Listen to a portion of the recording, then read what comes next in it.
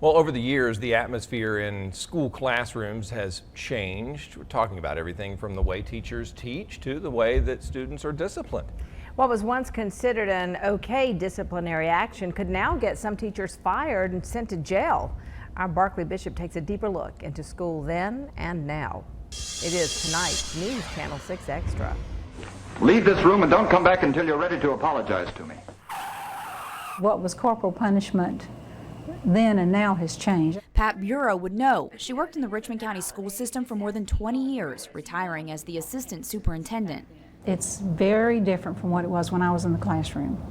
Very different from 10 years ago. Maybe one of the biggest changes? Discipline. Come out here, I'm going to give you the biggest thrashing of your life.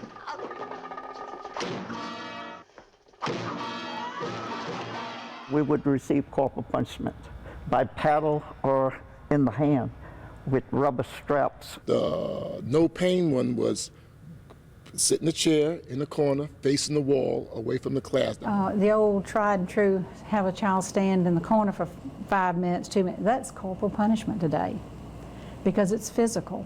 The other punishment that might have been a little bit painful was that little ruler the teacher always had that gave you that little smack on the back of your hand. The difference between then and now? That was tolerable. You didn't run home to mom and say, the teacher smacked me in my hand, because the first thing mom was going to say, but what she hit you for?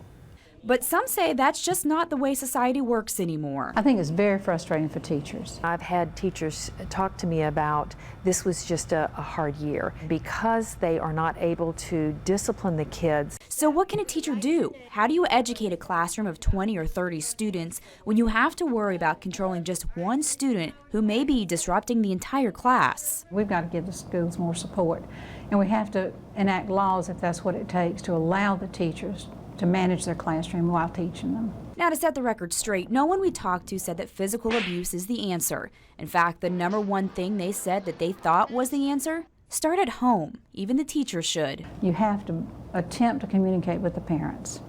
If it means going to the home, that's what you do. I think that it's very important for any time I met the parents and knew the home situation, I could teach that child better and I could get better discipline from that child. They say history has a way of repeating itself.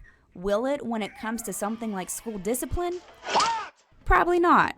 But maybe the respect that used to be there may come back. When you go to work, you have to do what your boss tells you.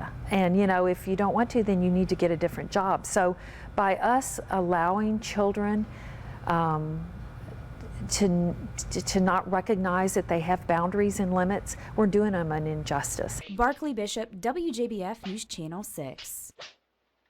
We talked to several current teachers off camera who all expressed to us that they feel it begins with the parenting and they just want more done by mom, dad, grandmama, and everybody else.